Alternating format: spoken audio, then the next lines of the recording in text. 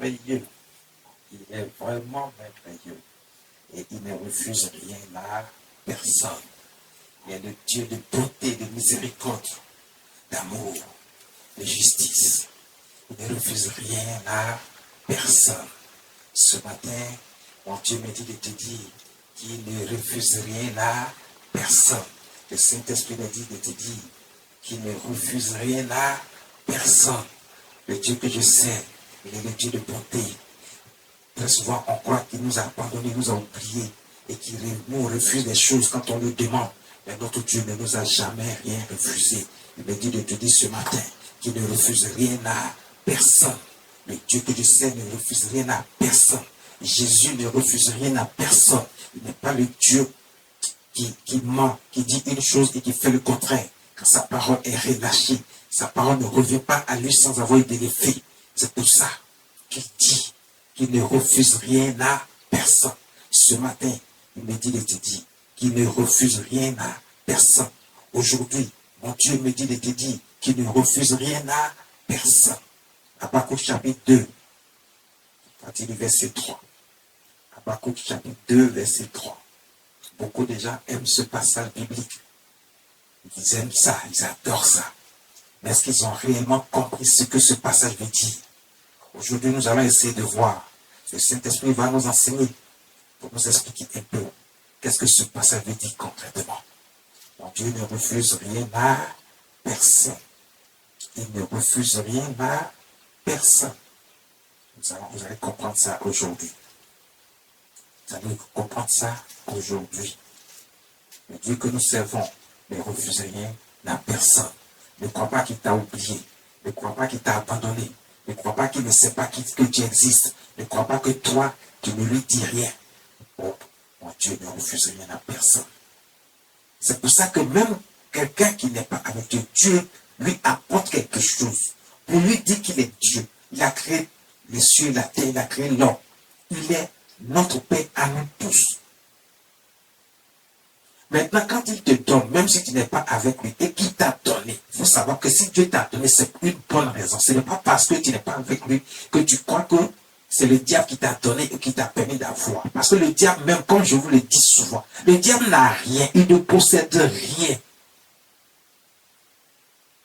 Même le pouvoir, le petit pouvoir qu'il a ne peut pas lui permettre de faire quelque chose, de créer quelque chose, ou bien d'apporter quelque chose à la vie de quelqu'un. Tout ce qu'il va envoyer par le biais de le petit pouvoir qui lui a été donné par Dieu, avant d'être chassé, jugé et condamné. Ce petit pouvoir, il l'utilise juste pour voler ce qui existe déjà, qui est de Dieu. Il utilise ce pouvoir pour voler. Pas parce qu'il utilise ce pouvoir pour pouvoir faire quelque chose, non, pour voler. Donc, ce que vous croyez que lui, il arrive à faire pour vous, non, il s'en va voler. Et comme tout appartient à Dieu, à un moment donné, Dieu va arracher ça par votre main parce que vous croyez que vous avez eu ça avec le diable. Vous avez eu ça par des méthodes qui ne concernent pas Dieu. Mais à un moment donné, Dieu va arracher tout en vous-même pour vous dire que tout lui appartient. Rien n'appartient à personne d'autre si ce n'est à Dieu. Et c'est lui qui décide de donner à qui il veut. Et quand il donne, il a bien des raisons de donner. Il a aussi des conditions avant de donner. Tu ne peux pas être juste là comme ça et puis attendre que Dieu te donne. Mais sache que Dieu ne refuse rien à personne. Mais à une seule condition. On va voir dans le livre de Habakkuk chapitre 2, verset 3, que dit notre Dieu. Il faut commencer le verset 2. L'Éternel m'adressa la parole et il dit, écris la prophétie, grave-la sur des tables, afin qu'on la lise couramment.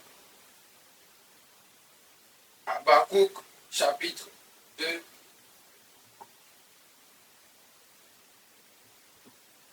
Habakkuk chapitre 2, à partir du verset 2. L'Éternel m'adressa la parole et dit, écris la prophétie, garde-la, grave-la sur des tables. Dieu s'adresse à ton serviteur le prophète. Il dit, écris la prophétie. Dieu va annoncer une prophétie qui concerne son peuple.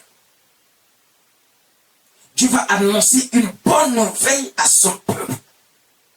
Ce matin, Dieu me dit qu'il t'annonce une bonne nouvelle.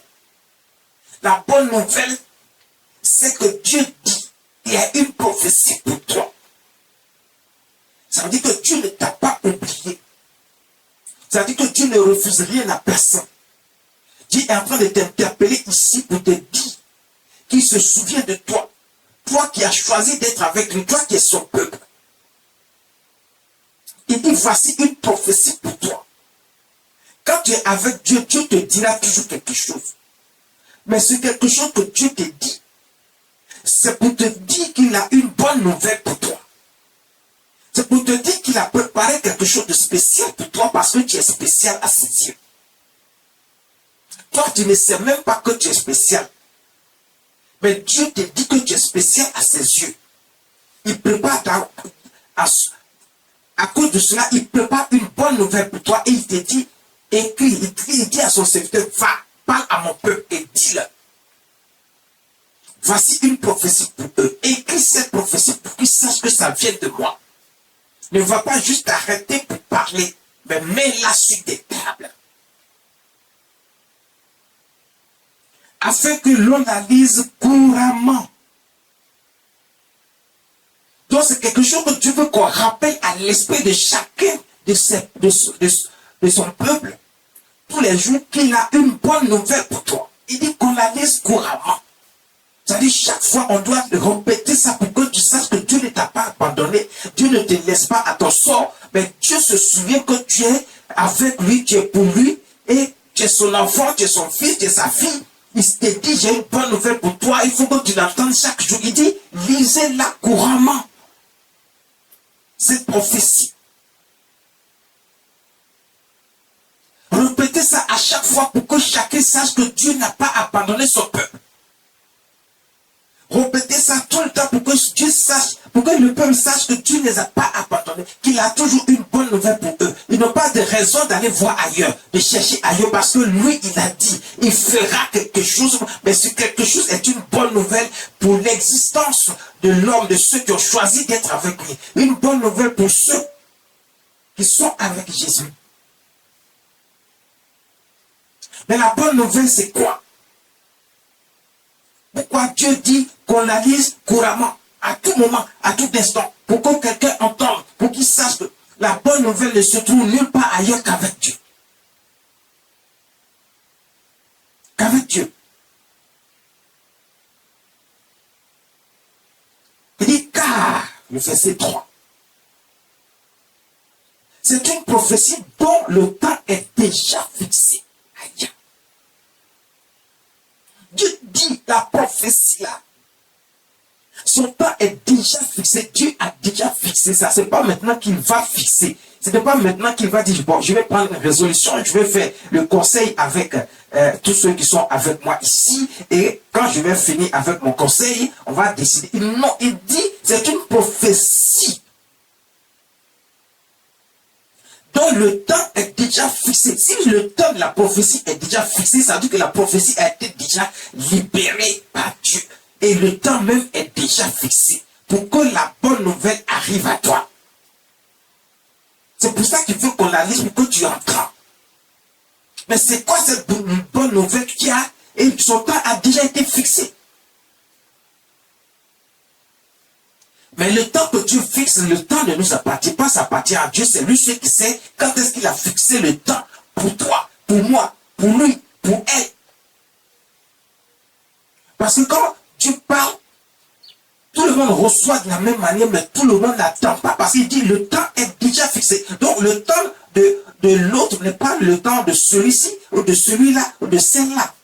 Chacun a son temps qui a été fixé. Donc si tu as vu l'autre en train de recevoir déjà de la part de Dieu, ne sois pas aigri, ne sois pas méchant, ne murmure pas contre Dieu. Parce que toi, ta part arrive et son temps est déjà fixé. Ne te dis pas que pourquoi lui. Non.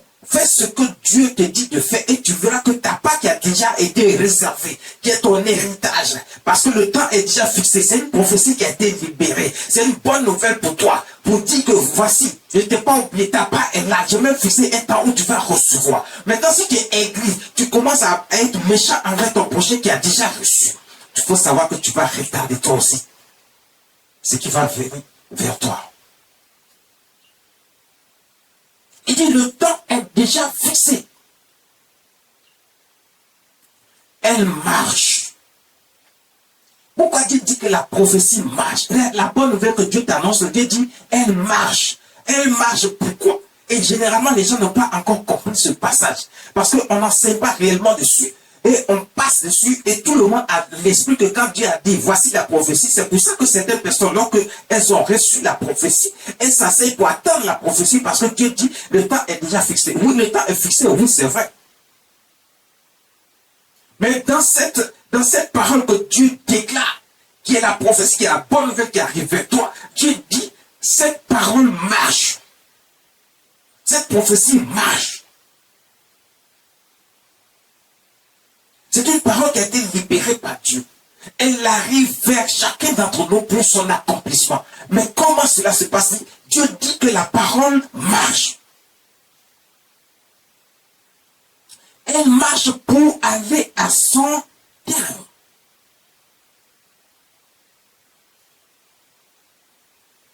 Elle marche vers son terme. C'est-à-dire qu'elle marche pour aller au temps fixé. Mais pourquoi elle doit marcher? C'est Dieu qui a relâché. Pourquoi ça ne va pas aussi vite? Mais ça dépend. Dieu fait marcher sa parole. Pendant que la parole est en train de marcher, pendant que la prophétie a été relâchée par Dieu, et que Dieu dit qu'elle marche vers son terme, ce qui veut dire que il y a un moment où Dieu observe, lorsqu'il a lâché la parole, il observe maintenant la personne vers qui la parole est destinée. Et il regarde le comportement de la personne, il regarde l'attitude de la personne, il regarde la façon de penser de la personne, il regarde est-ce que cette personne a réellement choisi Dieu, est-ce qu'il aime réellement Dieu, est-ce qu'il aime réellement Jésus, ou alors il a l'esprit Judas dans son corps, dans son âme, dans son esprit. Est-ce que c'est à cause de l'argent que Dieu a promis que lui, il s'est attaché à Dieu? Donc, Dieu regarde tous ces petits éléments, tous ces petits détails. Il y a des gens qui ont l'esprit Judas.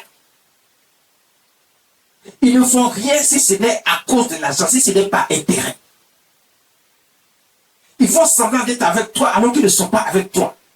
À un moment donné, ils peuvent te trahir juste pour de l'argent. Ils peuvent te vendre, au moins tu vas te rendre compte là, ils t'ont trahi. Ils ont pris de l'argent quelque part, ils t'ont trahi. Et tu te retrouves dans le problème à cause de leur présence à côté de toi. Toi qui les as aimés tout le temps, mais pour de l'argent, ils vont te trahir. C'est l'esprit Judas. Est-ce que c'est ce type de personne à qui Dieu a lâché sa parole et qui a une bonne nouvelle qui va recevoir la prophétie? Voici pourquoi la prophétie marche pour aller vers son terme. C'est-à-dire qu'elle observe. La parole de Dieu observe le comportement, l'attitude de chacun d'entre nous.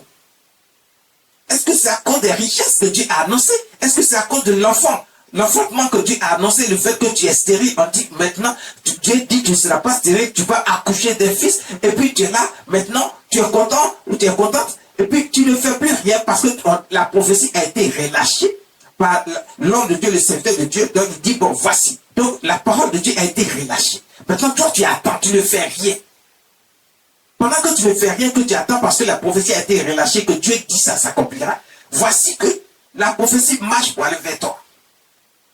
Mais pendant qu'elle marche, cette marche, ce n'est pas une simple marche où on marche comme un homme marche. Mais c'est le fait d'observer ton comportement, ton attitude, ta façon de faire, ta façon de penser. Si tu es aigri contre ton prochain, tu n'aimes pas ton prochain, tu es méchant, tu as de mauvaises pensées. La parole qui a été relâchée observe tout cela. C'est l'observation de ton attitude, de ton comportement, de ta façon d'être, qui est la marche de la prophétie qui va vers son terme.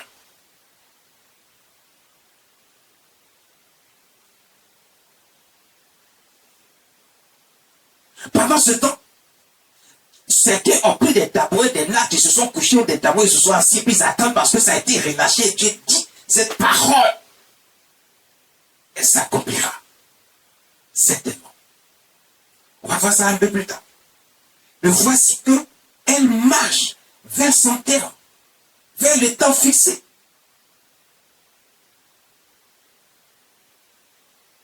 Mais quand la prophétie a été relâchée, la bonne nouvelle a été relâchée pour toi, Dieu aussi attend une bonne nouvelle de ta part. C'est que tu aies fait le bon choix. Tu as choisi Jésus, mais pas un être humain. Tu as choisi Jésus, mais pas un féticheur. Tu as choisi Jésus, mais pas un marabout. Tu as choisi Jésus, mais pas tes ancêtres. En faisant croire que tes ancêtres peuvent faire quelque chose pour toi. Mais que tu as choisi, tu as fait le bon choix de choisir celui qui a tout et à qui tout appartient. C'est Dieu. C'est le Seigneur Jésus. Tu crois qu'avec des hommes, tu peux recevoir. C'est pour ça que tu te fous de Dieu, tu t'en fous. On te parle de Dieu, ce n'est pas ton problème, ce qui t'intéresse, c'est l'argent. Mais en un instant, Dieu peut enlever le souffle de vie qu'il a en toi parce que tout lui appartient. Même le souffle de vie que toi tu as. Ce qui te permet de vivre et puis tu passes en cette, tu dis n'importe quoi. Ce souffle de vie appartient à Dieu. Et c'est avec ce souffle de vie que tu dis n'importe quoi, tu fais n'importe quoi. Mais Dieu peut l'enlever en un instant. On a vu beaucoup de gens partir brutalement. Des morts subites. Ils n'ont pas compris ce qui lui est arrivé. Au moins, ils vont se rendre compte, là, ils sont déjà dans le feu de l'enfer, en train de souffrir là-bas. Parce qu'ils n'ont pas compris que tout appartient réellement à Dieu. Mais sur la terre, Dieu peut d'abord te faire souffrir ici. Donc, c'est toutes ces choses que la parole, la prophétie qui a été relâchée observe. C'est pour ça que la parole dit, elle va vers son terme. Elle marche. Elle marche pour aller vers son terme. Pendant qu'elle marche, toi tu dors. Tu continues de faire ce qui est mal aux yeux de Dieu. Tu restes le même méchant que tu es. Tu restes celui qui n'aime pas son prochain. Tu restes celui qui continue de faire le mal, pardon. Tu continues de faire tout ce qui est mal aux yeux de Dieu. Dieu le voit. Et puis tu dis non, une prophétie a été relâchée sur ta vie. Donc tu attends parce qu'elle s'accomplira certainement. Ah. Elle s'accomplira, oui. Mais il y a quelque chose que Dieu attend avant l'accomplissement de cette prophétie. Elle marche. Elle marche vers son terme. Et elle ne mentira pas. C'est la parole de Dieu. Je viens de vous dire que tout appartient à Dieu. Les richesses. Toutes sortes de miracles que vous recevez. L'enfantement. La prospérité. La protection, la sécurité. Tout vient de Dieu. Tout appartient à Dieu.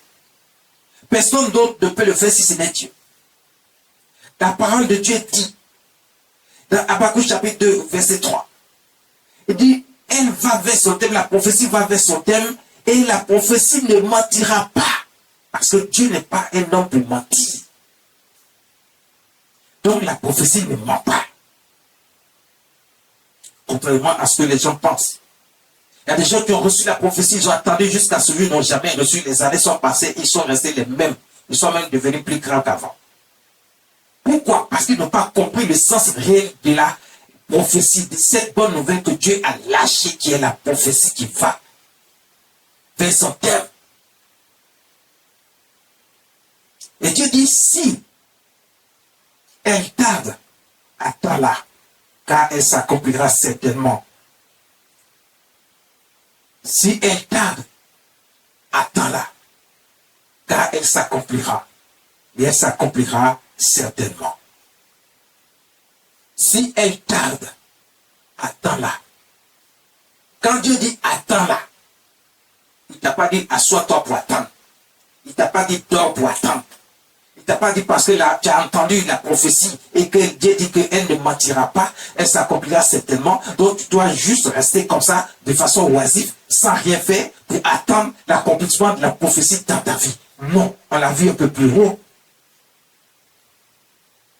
La prophétie qui marche, c'est parce qu'elle attend quelque chose de toi. C'est pour ça qu'elle tarde. Donc si elle tarde, c'est qu'il y a quelque chose que tu n'as pas encore vu. Dans ton comportement, dans ton attitude, dans ta façon de penser, dans ta façon de faire. quelque chose qui manque encore à l'accomplissement de cette prophétie dans ta vie.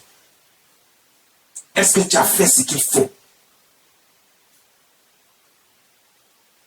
pour recevoir l'accomplissement de la prophétie? La prophétie ne ment pas, oui, ça c'est certain parce que ça vient de Dieu. Mais elle marche. Dieu dit, elle s'accomplira certainement. Mais si elle tarde, attends-la. Attends-la parce qu'il y a des choses que toi tu dois faire pour amener la prophétie à aller soit vite vers toi ou à continuer à marcher plus lentement. Donc le fait qu'elle tarde ne dépend pas de la parole qui a été relâchée, ça ne dépend pas de Dieu, ça ne dépend pas du Saint-Esprit. Le fait qu'elle tarde dépend de toi, c'est pour ça que Dieu dit attends-la. Attends-la veut dire cherche maintenant à savoir qu'est-ce qui fait que ce n'est pas encore arrivé à toi. Qu'est-ce qui fait qu'elle va à son terme. Quelque chose qui est déjà fixé à son temps, qui est déjà fixé, mais qui va vers toi, et puis qui tu attends depuis, mais ça n'arrive pas. Donc il y a quelque chose que tu dois revoir. Il dit attends-la. Si elle tarde, attends-la.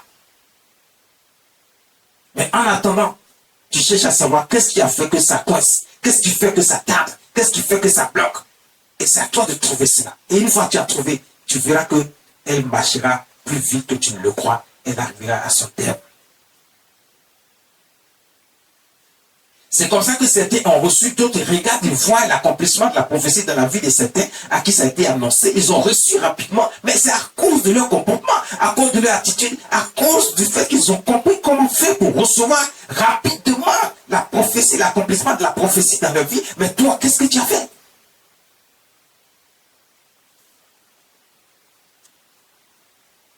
Qu'est-ce que tu as fait?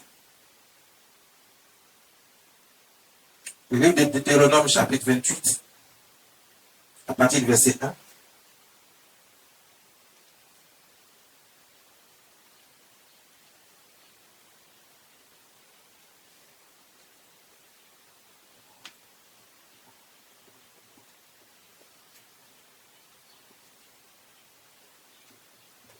Deutéronome, chapitre 28, verset 1.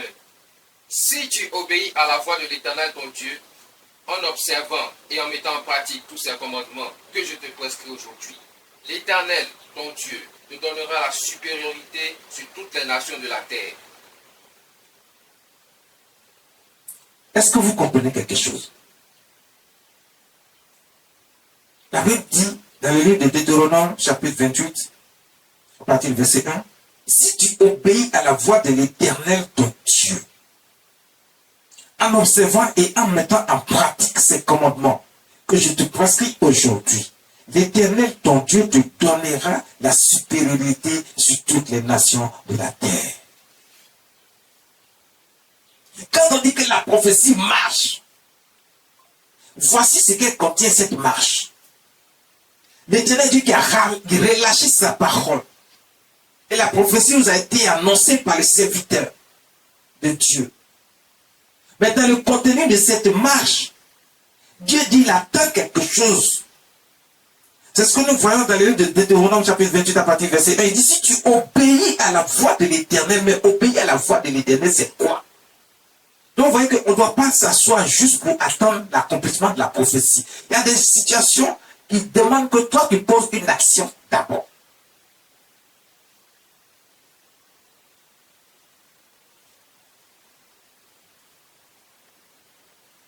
C'est ça. Et Dieu dit, je vais te donner. Parce qu'il ne refuse rien à personne. Mais Dieu aussi a une condition. Dieu a une condition.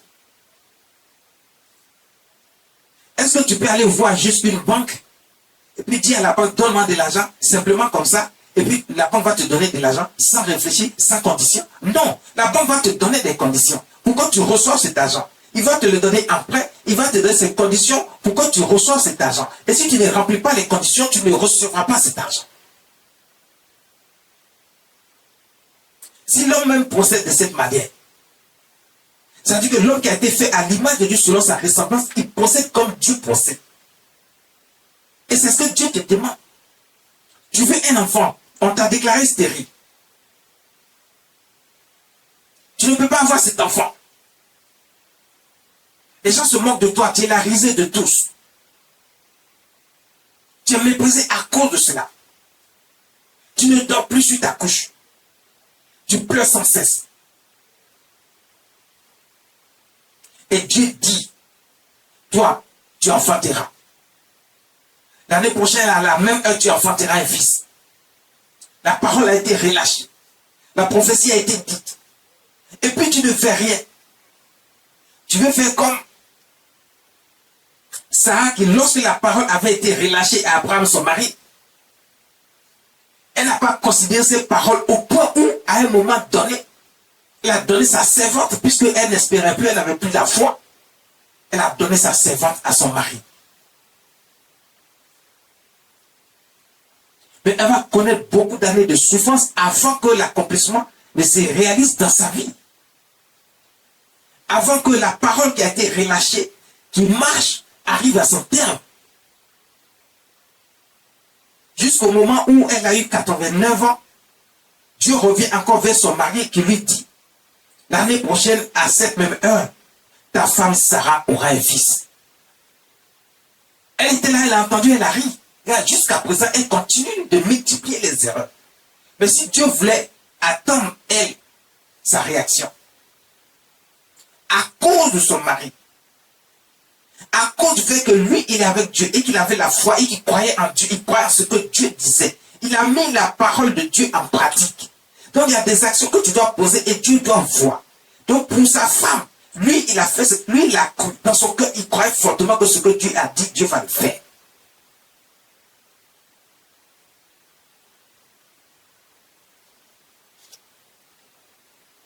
Dieu a fait savoir que non, ce n'est pas la femme que tu as fait avec ta servante, mais la femme que tu auras des entrailles de ta femme, Sarah, ta femme légitime. Il a cru.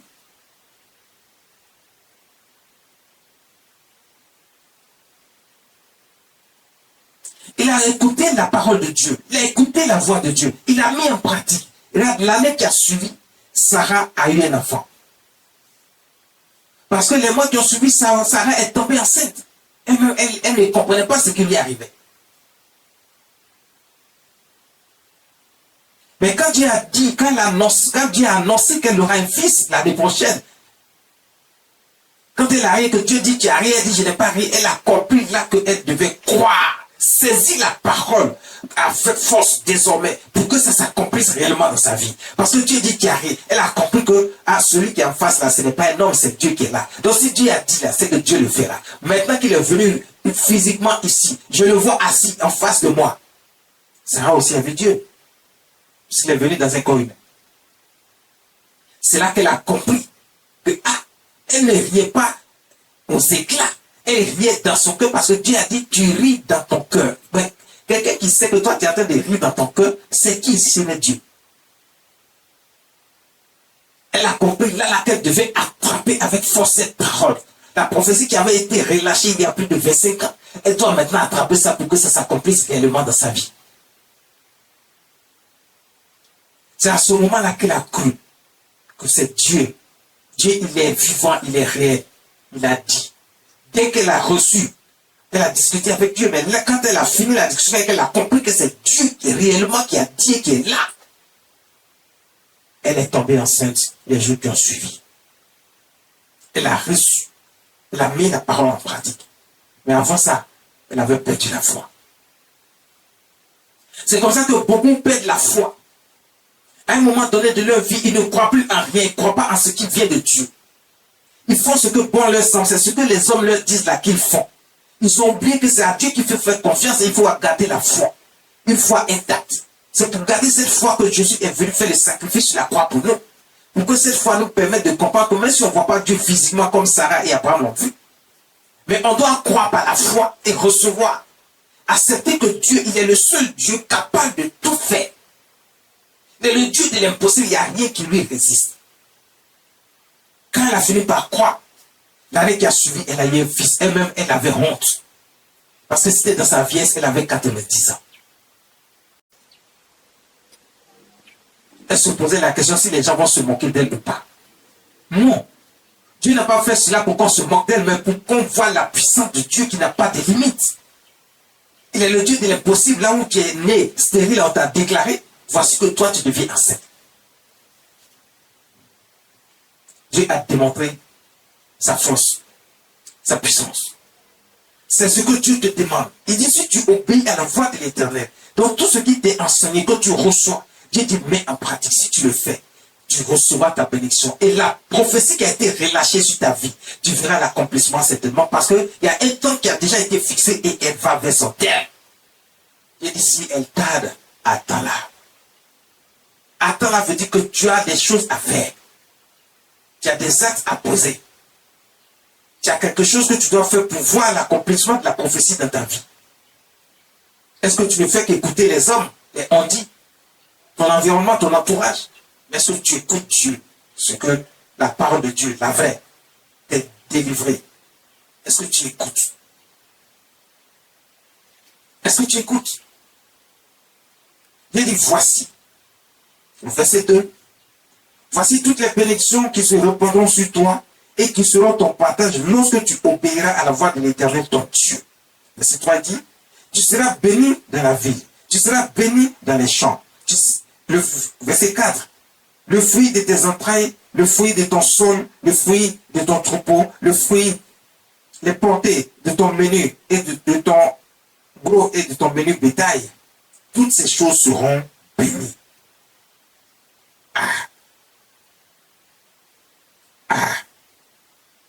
Dieu dit, si tu obéis à la voix de l'Éternel, voici toutes les bénédictions qui se répandront sur toi et qui seront ton partage lorsque tu obéiras à la voix de l'Éternel, ton Dieu. Obéir à la voix de l'Éternel, c'est mettre en pratique tout ce que Dieu a dit, les commandements, les ordonnances, les préceptes de Dieu, tout ce qu'on vous enseigne. Voici ce que Dieu aime, voici ce que Dieu n'aime pas. Voici ce qu'il faut faire, voici ce qu'il ne faut pas faire. Vous écoutez puis vous faites ce que le monde vous dit de faire. Vous n'écoutez pas pour faire ce que Dieu vous dit de faire, mais vous écoutez et puis vous balayez ça du revers de la main. Vous écoutez les hommes et vous faites ce que les hommes sont en train de faire autour de vous, qui n'ont pas accepté Dieu, qui ne marchent pas selon les voies de Dieu, qui ne mettent pas la parole de Dieu en pratique. Dans l'esprit de tout homme, il se trouve quelque chose qu'on appelle l'esprit de Dieu, que Dieu lui-même il a mis sur l'homme pour lui permettre de comprendre, de faire la différence entre Dieu et tout le reste. Et ce que vous croyez qu'il est quelque chose de bon, Dieu dit que ça n'existe pas. Ce ne sont pas des choses qui sont réelles parce que Dieu seul est Dieu. Son esprit seul nous permet de comprendre, de faire la différence entre le bien et le mal. Quand tu es déjà en dehors de Dieu, il faut savoir que ce que tu fais ne vient pas de Dieu. Alors tu ne peux pas recevoir de Dieu ce que tu attends de lui. Mais si la prophétie a été relâchée sur ta vie, Dieu veut te montrer que lui, quand il dit, il fait. Mais maintenant, il attend que toi, tu mettes en pratique sa parole.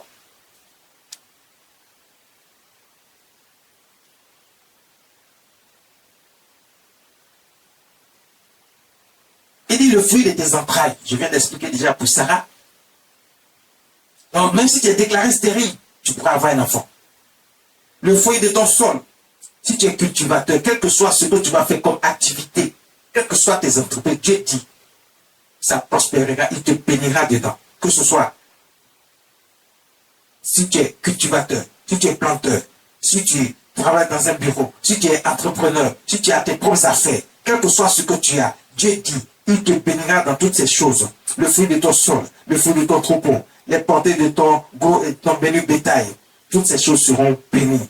Ta corbeille et ta ruche seront bénies. Tu ne manqueras jamais d'argent. Tu ne manqueras jamais de nourriture. Tu seras toujours en paix parce que tu fais ce qui vient de Dieu. Tu as mis la parole de Dieu en pratique. La prophétie s'est accomplie sur ta vie. Et tu vois les grâces et les faveurs de Dieu dans ta vie. Tu verras que ce que Dieu a dit s'accomplit certainement. Si pour toi c'est la prospérité, tu verras la prospérité. Si c'est l'enfantement, tu verras l'enfantement. Si c'est le mariage, tu verras le mariage. Si tu aimes seulement les voyages, tu verras que tu vas commencer à voyager partout. On ne peut plus te refuser le visa parce que Dieu t'a béni. Il dit toutes ces choses, tu seras béni.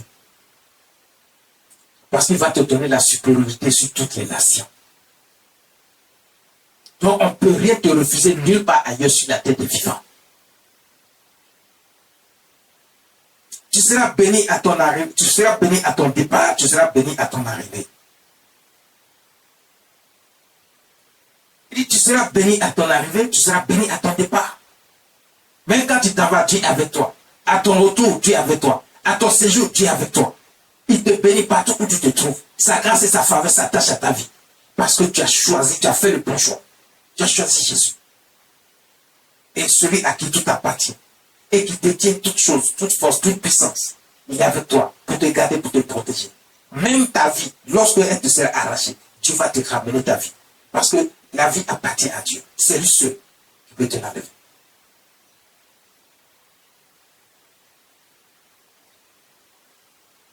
L'éternel Dieu te donnera la victoire sur tes ennemis, verset 7. L'éternel Dieu te donnera la victoire sur tes ennemis qui s'élèvent contre toi. Ils sortiront contre toi par un seul chemin et ils s'enfuiront devant toi par 7 chemins. L'Éternel ordonnera à la bénédiction d'être avec toi dans tous tes greniers et dans toutes tes entreprises. Waouh! Même tes ennemis. Parce que quand la prophétie a été relâchée sur toi, même ce que Dieu a dit, voici ce que je vais faire, mais il va mettre une protection autour de toi également. Parce que même quand une femme stérile, et quand Dieu permet qu'elle puisse enfanter, au moment où, regarde, il ne faut pas aller voir le féticheur, le marabout, ou tes ancêtres pour recevoir un enfant quand tu as déclaré stérile. Parce que tu vas aller prendre un petit démon pour mettre dans ton ventre. Et là, il ne peut pas te donner enfant. Ils vont te donner un démon. Et le démon sera dans un corps humain que tu vas accoucher, tu vas croire que toi tu as eu enfant. Mais regardez la vie que ces enfants-là mènent quand ils arrivent sur la terre. Ils peuvent même tuer leurs propres parents. Leur comportement n'a pas... C'est-à-dire qu'on ne peut pas les décrire. Parce que ce sont des démons. Tu n'as pas vu Dieu, tu es allé voir un esprit. C'est Dieu ce qu'il faut voir lorsque tu es stérile pour qu'il te donne un enfant. Pas un homme. Pas un homme. Pas un esprit. Pas tes ancêtres. Mais Dieu. Jésus-Christ notre Seigneur.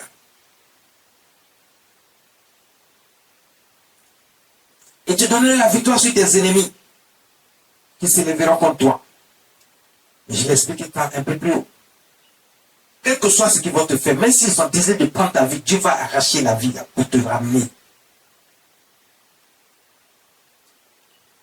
Et il ne va pas que arracher la vie pour te ramener, mais il va aussi s'occuper de tes ennemis. Dieu dit, ils viendront par un seul chemin, mais ils repartiront par 7 chemins. Ça veut dire que ce qui va leur arriver là, il ne faut pas comprendre, à tel point que chacun se cherche.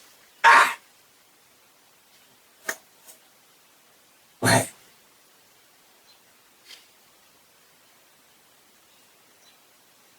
Il y a des gens qui pensent qu'ils ont gros cœur. C'est eux qui parlent mal aux gens tous les jours. Ils sont en train de crier sur les gens. Mais leur propre femme n'a pas de robot dans leurs mains.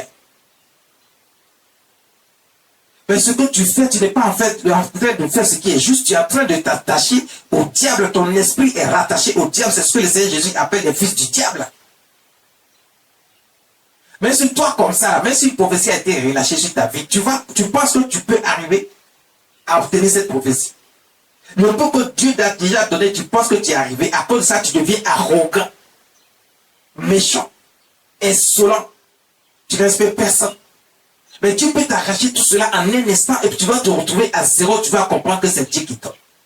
Donc Dieu dit il faut obéir à la voix. Comme ça, la prophétie s'accomplit dans ta vie. Quand Dieu donne, il protège ça. Il met une sécurité autour. C'est pour ça que tes ennemis ne peuvent plus rien faire contre toi.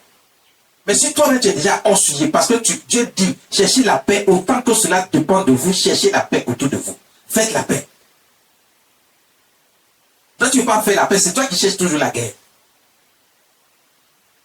Tu penses que tu es arrivé, mais Dieu peut te rabaisser. C'est lui qui élève, c'est lui qui rabaisse.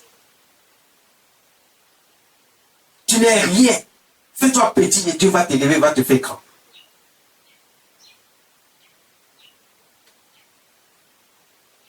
Si tu obéis à la parole. Donc quand la prophétie marche, il y a des conditions. Dieu ne refuse rien à personne. Mais il faut savoir que Dieu attend quelque chose de toi. On a vu ça la semaine passée. Et c'est une continuité, comme je vous ai dit. Quand on veut recevoir de Dieu, il faut savoir comment faire pour recevoir de Dieu. Les gens sont là, ils disent qu'ils ne reçoivent pas. Ils voient les autres être bénis, ils ne sont pas bénis, ils ne comprennent pas. Mais c'est ce que nous voyons toute l'année, toute cette année. Parce que cette année est une année de récolte. où tu vas récolter de la part de Dieu. C'est pas, tu as souffert les autres années, mais cette année, Dieu dit, tu vas récolter. On a commencé cet enseignement depuis le mois de décembre dernier. Et on continuera sur toute l'année pour que tu saches désormais comment faire pour recevoir de la part de Dieu. Dieu n'a pas dit que quelqu'un doit être pauvre. Non, Dieu n'a jamais dit ça. Dieu n'a pas dit que celui qui vient vers lui doit être pauvre, il doit être de la misère. Au contraire, Dieu dit que personne ne soit pauvre dans sa maison. Pourquoi il a béni les autres? Pourquoi il lui a donné la richesse à Salomon, à David, à Joseph, à Daniel et ses compagnons, à Jacob, à Isaac, pardon. À Isaac.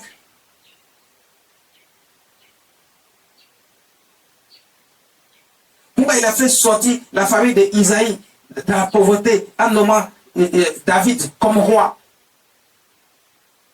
David qui était derrière les animaux en brousse.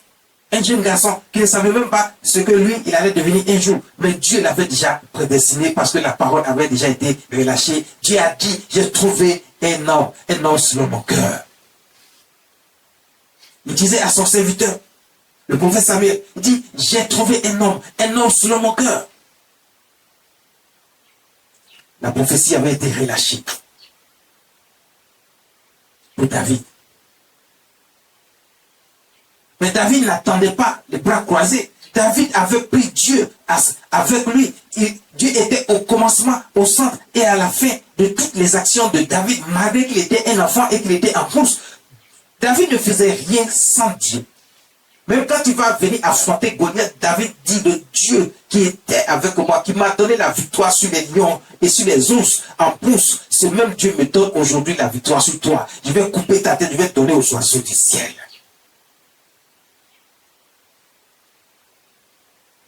Ça dit que David mettait en pratique la parole de Dieu. Il obéissait à la voix de Dieu.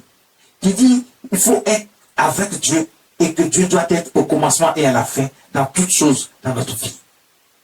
On écarte Dieu. On ne veut pas entendre parler de Dieu. On vit la vie du monde, ce que le diable a sémé. Et puis on veut recevoir de Dieu, on attend que la prophétie s'accomplisse dans nos vies. Ce n'est pas possible. Mais si Dieu ne refuse rien à personne, il y a des actes que tu dois poser pour recevoir de la part de Dieu. Pour recevoir de la part de Dieu. Afin que Dieu ordonne à la bénédiction, comme il a dit ici au verset 8, Deutéronome 28, verset 8, il a dit, l'Éternel ordonnera à la bénédiction d'être avec toi, dans tes greniers, dans toutes tes entreprises. Dans toutes tes entreprises. Regardez, quand tu vas lire ce passage pour aller encore un peu plus loin, tu vas te rendre compte que Dieu te bénit dans tout. Il ne fait pas de réserve. Dieu ne fait pas de réserve quand Dieu bénit. Vous qui croyez que Dieu aime la misère, il aime la pauvreté de son peuple. Non, c'est faux. On ne vous a pas enseigné ce qui est juste. Écoutez, peut-être qu'en son temps, les gens n'avaient pas bien compris l'enseignement de la parole de Dieu parce qu'ils n'enseignent pas avec l'Esprit de Dieu. Donc, ils n'ont pas pu vous enseigner les paroles, les mystères cachés derrière la parole. Mais quand tu lis même la Bible, Dieu a donné et il continue de donner. Et Dieu veut que son peuple soit dans le bonheur, dans la joie, dans la paix. Il dit, j'ai un projet pour vous. Un projet de paix et non de malheur. Quand Dieu dit, j'ai un projet de paix, la paix là, ça signifie quoi? Quand tu as mangé et que ton cœur est content, ton cœur est réjoui. Quand tu as pu te marier, tu as pu faire des enfants. Quand tes ennemis viennent vers toi et puis tu es protégé, tu es sécurisé. Il ne peut rien te faire. Tu veux voyager, tu peux. Ton visa est donné automatiquement. Tu ne sais pas comment, mais c'est donné quand même. Là où c'est difficile pour certains. Voici que tu reçois, tu es admis à un concours où là où on pense que c'est difficile, il faut donner d'abord de l'argent. Certains ont donné de l'argent, ils n'ont rien reçu, mais toi tu n'as rien donné, c'est toi qui as reçu. Quand Dieu te fait passer toutes ces choses, tu attends de te montrer qu'il est Dieu.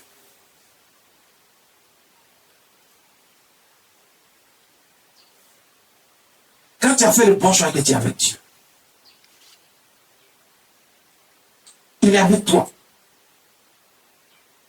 Et c'est ce que Dieu appelle la paix parce que tu reçois tout de lui sans faire le moindre effort. Il dit, j'ai un projet de paix pour toi.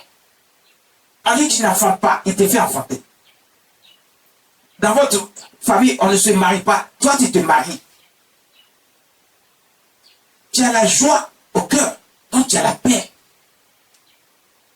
Il dit, je n'ai pas un projet de malheur pour vous. Donc, Dieu ne veut pas te voir dans la misère, dans la pauvreté, dans la souffrance. C'est ce qu'il dit. Mais pourquoi vous enseignez le contraire et puis vous acceptez, vous êtes dans la pauvreté, dans la misère? Mais comme je le dis souvent, c'est vrai que Dieu veut toutes ces choses pour nous. Mais il faut d'abord, c'est à une condition. Il faut que nous aussi on pose certaines actions. Ça ne vient pas juste comme ça. C'est pour ça que beaucoup n'ont pas compris. Ils pensent qu'on enseigne seulement la prospérité et la richesse. Non. Pour enseigner la prospérité et la richesse, tout le monde veut ça. Oui. Mais il y a des conditions. C'est pour ça que nous sommes là maintenant pour vous enseigner les conditions pour recevoir toutes ces choses sans qu'il n'y ait aucun problème et que tu vis dans la paix, dans la tranquillité. Dieu ne refuse rien à personne. Mais il faut savoir que Dieu donne certaines conditions pour qu'il te donne. Il ne te demande pas de l'eau, la mer à boire. Il ne te demande pas la mer à boire. Ça veut dire quelque chose qui est difficile. Dieu ne te demande jamais quelque chose qui est difficile. Tout ce que Dieu dit de faire, c'est la parole qui dit de mettre en pratique. Mais ce sont des choses simples et faciles à faire que tout le monde peut faire. Mais il ne sait pas pourquoi les gens ne veulent pas faire. Ils peuvent faire ce qui est difficile, aller s'attacher à des sectes et faire toutes sortes de sacrifices qui demandent des nuits blanches où tu ne dors plus. Ça veut dire que ta vie même est devenue compliquée. C'est ça que l'homme aime. Mais ce qui est simple que Dieu dit de faire, et puis il va te donner. Les gens ne veulent pas faire ça.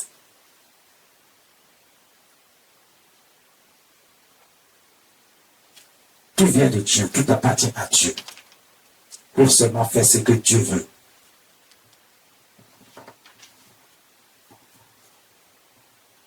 Et tu recevras de la part de Dieu. Il te bénira dans le pays que l'Éternel Dieu te donne. Ça dit partout où tu te trouves. Ne te dis pas, il faut que j'aille à tel endroit pour être béni par Dieu. Dieu est partout. Il est omniprésent. Il est partout. Quel que soit là où tu te trouves, Dieu te bénira là. Même si on dit qu'à cet endroit-là, là-bas, là, personne n'est réussi là-bas. Toi, Dieu va te faire réussir là-bas. Regardez, Isaac était dans le pays et avait la famille dans le pays. Tout le monde mourait de faim. Mais la Bible nous dit que Isaac prospérait. Il devenait riche, il est devenu fort riche. Sa fortune était, c'est-à-dire que sa richesse était tellement immense que tout le pays avait peur de lui, même le roi, jusqu'à on l'a chassé du pays.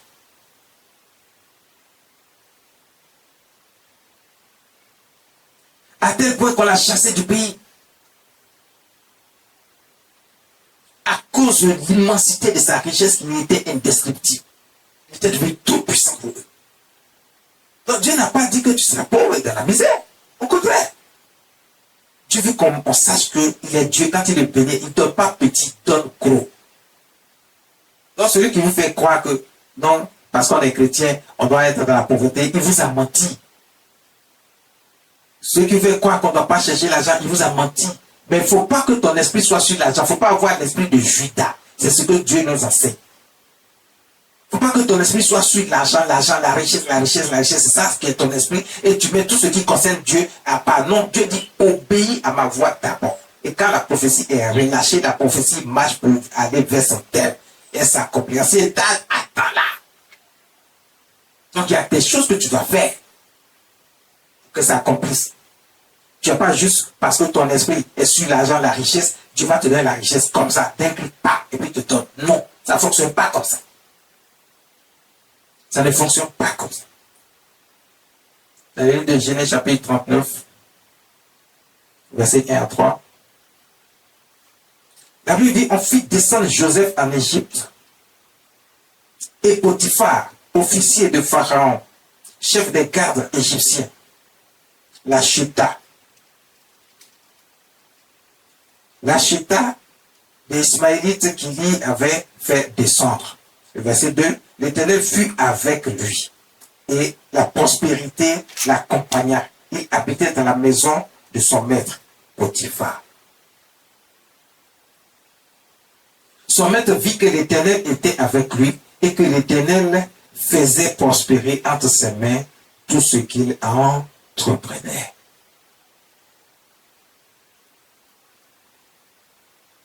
La prophétie a été relâchée sur Joseph aussi. Joseph avait reçu un songe. Et cette fois-ci, cette prophétie est venue comme un songe où Dieu parle lui-même directement par des signes à Joseph. Lorsqu'il était enfant, il n'était qu'enfant. Dieu va lui dire, montrer qu'est-ce qu'il va faire pour lui plus tard. Et pendant que Dieu parlait avec Joseph, Joseph n'avait que 17 ans. Mais regardez, les années vont passer, Joseph n'a pas encore vu l'accomplissement de la prophétie dans sa vie. Mais Joseph va souffrir, il va échapper à la mort. Ses frères qui vont entendre parler de sa vision qu'il a eue dans songe et qu'il a vu que tout le monde va se rabaisser devant lui. Mais on se rabaisse devant quelqu'un qui est important. Mais Joseph n'était qu'un enfant, il n'était pas encore important. Donc lui-même, il ne mesurait pas l'importance de ce qu'il annonçait à ses frères et à ses parents. Il ne voyait pas le danger qui était là, en annonçant déjà à ses aînés que voici ce qui va devenir, tout le monde va se prosterner devant lui. Ah. Quand ils ont entendu ça, ils ont dit, ah non, lui là, Dieu veut l'élever. Il faut le tuer maintenant pour que cela n'arrive pas. Pourquoi non, Dieu ne veut pas nous élever aussi? Ne sois pas jaloux, ne sois pas aigri.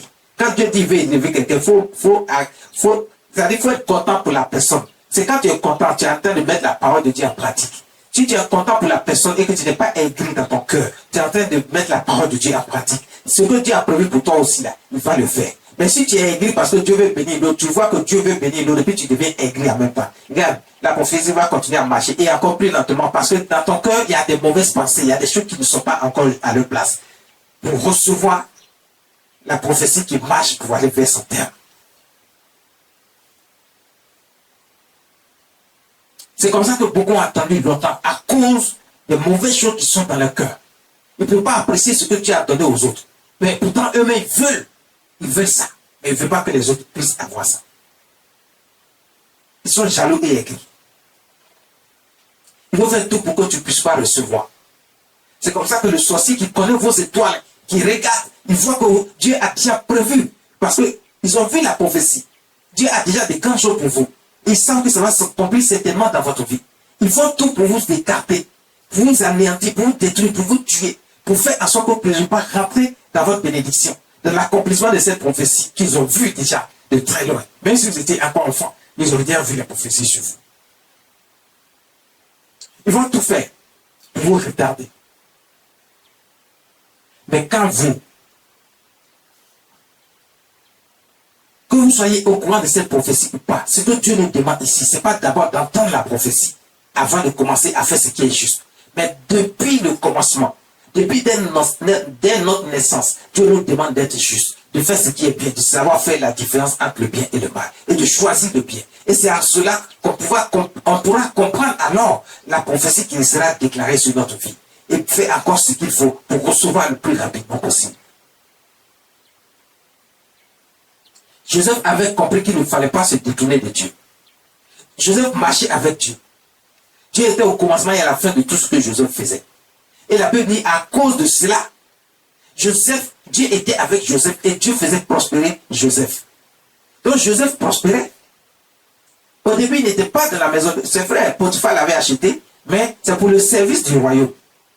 Mais Potiphar qui l'avait acheté, qui était chef des gardes du roi, il avait observé Joseph, il voyait que tout ce que Joseph touchait, ça prospérait. Que ce soit pour lui, que ce soit pour le roi, tout prospérait dans ses mains. Parce que Dieu faisait prospérer ça pour que ceux qui l'ont acheté sachent qu'il y a une bénédiction sur cet enfant. Dieu est avec cet enfant. À cause de Joseph, Dieu va bénir Potiphar.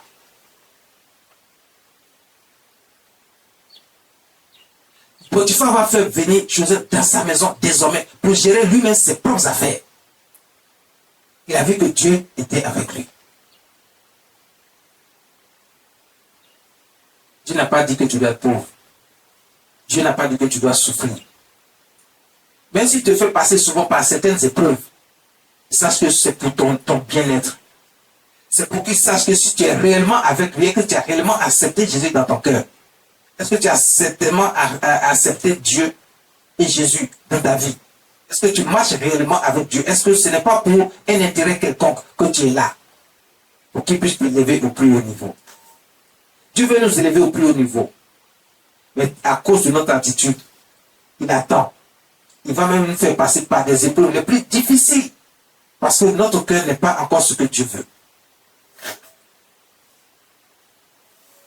Tant que ce sont les hommes qui vont te diriger, tant que tu vas croire à ce que tu vois autour de toi et que tu ne vas pas accepter de marcher selon la voie de l'Éternel, la parole de Dieu et mettre en pratique, beaucoup de choses, de bonnes choses vont passer autour de toi. Alors que ce matin, le Dieu que nous vivons, que nous servons dit, je t'annonce une bonne nouvelle. Dieu ne refuse rien à personne. Mais fais ta part. Il ne refuse rien à personne. Il avait dit tout ce que Joseph et que l'Éternel, son maître vit que l'Éternel était avec lui et que l'Éternel faisait prospérer en ses mains tout ce qu'il entreprenait. Écoutez, tu veux recevoir. Dieu ne refuse rien à personne. Même pas à toi. Même pas à toi qui penses que tu es dans le péché jusqu'à... Donc toi, Dieu ne peut plus rien te donner. Non, c'est faux. Quitte simplement le péché. Tu mets la parole de Dieu en pratique comme ça. C'est tout. Tu penses que tu es dans le péché à cause de ça. Toi, là, même si tu parles à Dieu, il ne va pas t'écouter. C'est pas vrai. Dieu va t'écouter. Il dit, revenez à moi et je reviendrai à vous. Seulement, il faut quitter le péché, c'est tout. Il faut quitter ce qui est mal, c'est tout. Il faut arrêter d'être aigri, d'être méchant, d'être jaloux, d'être un calomniateur, d'être un colporteur de ragots, d'être un fraudeur. Arrête d'être dans la prostitution. Fais ce qui est juste. Arrête d'être dans le monde et de vivre dans la débauche. Et ensuite, tu fais toutes ces choses. Tu es en train de mettre en pratique la parole de Dieu. Tu es en train de faire ce qui est juste, ce qui est bien aux yeux de Dieu. Tu quittes dans le mal. Quelqu'un est en train d'être béni à côté de toi. Il faut dire merci à Jésus pour lui parce qu'il est béni par notre Dieu. Fais ce qui est juste et tu verras la main de Dieu sur toi pour te bénir et te donner la part. Il ne refuse rien à personne. Il ne te refusera rien non plus. Il faut te repentir simplement et quitter dans ce que tu es. Si tu quittes dans ce que tu es, Dieu dit, il te reçoit, quel que soit ce que tu étais. Même si tu étais dans la prostitution, même si tu étais dans la débauche, Dieu te reçoit parce que tu as tout laissé tomber et désormais tu dis c'est Jésus ou rien. Alors il te donne ta part. Ce matin, voici ce que le Seigneur nous apporte.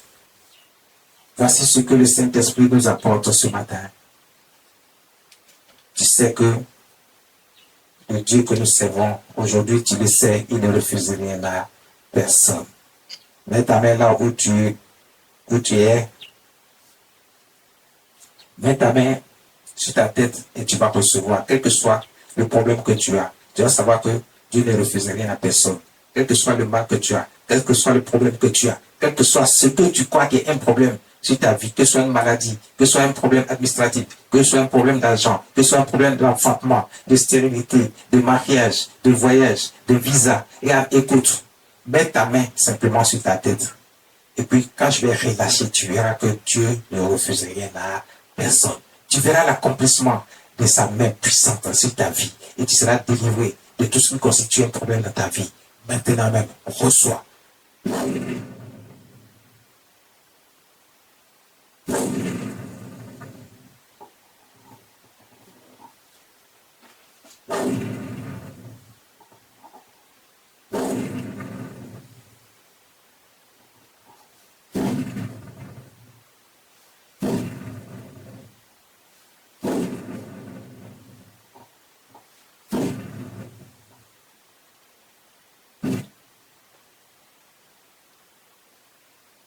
Tu as reçu, tu es délivré, tu es guéri, tout ce que...